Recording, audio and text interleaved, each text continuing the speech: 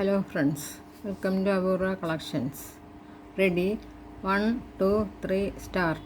The lapse in Prime Minister Narendra Modi's security arrangements, which left his convoy stranded on a flyover for around 20 minutes near Firozpur in Punjab on Wednesday, is indeed a serious one as stated by the Union Home Ministry.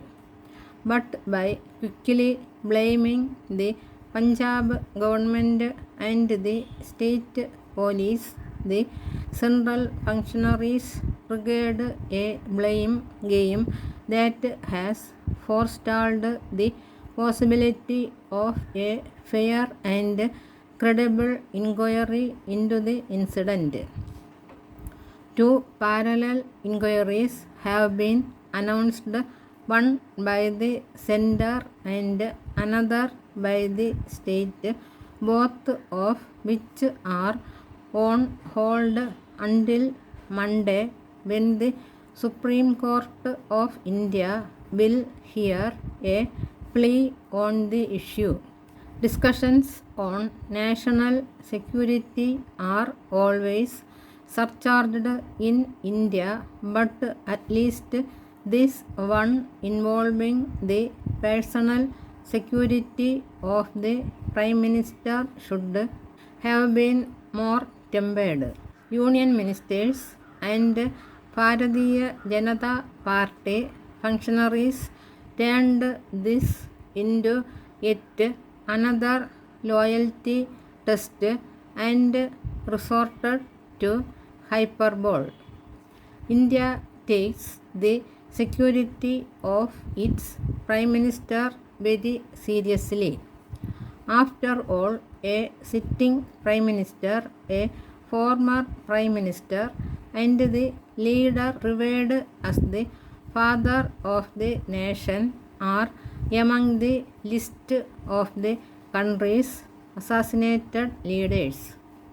The Special Protection Group, with an outlay of around rupees 600 crore in 2020 and around 3,000 personnel, has just one job: protect one person, the Prime Minister.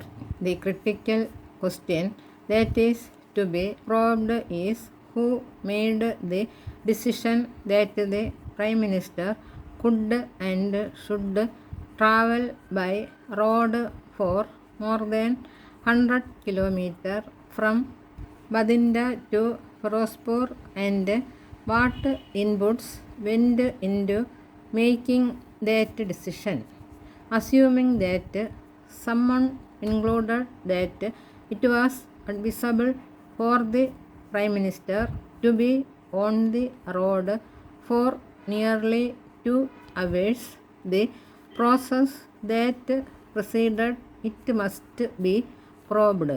It was also decided that the Prime Minister should not be using a helicopter as was originally planned.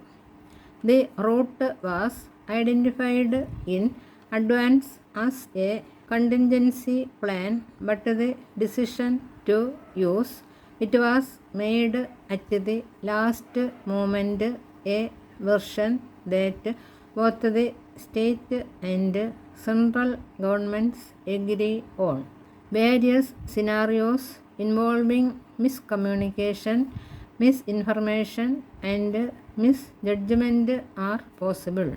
Protesters who blocked the route were reportedly unaware of the Prime Minister's travel. As the Union Home Minister said, accountability must be fixed and loopholes must be plugged. Considering the mutual distrust the state and the center have now public, a Supreme Court monitored probe could be a good way to get to the bottom of the matter in a credible manner. This episode must also lead to a more efficient protocol for the Prime Minister's travel and a repurposing of the SPG if required. Meanwhile, loose talk, diatribe and electioneering on the issue must be shunned at all costs.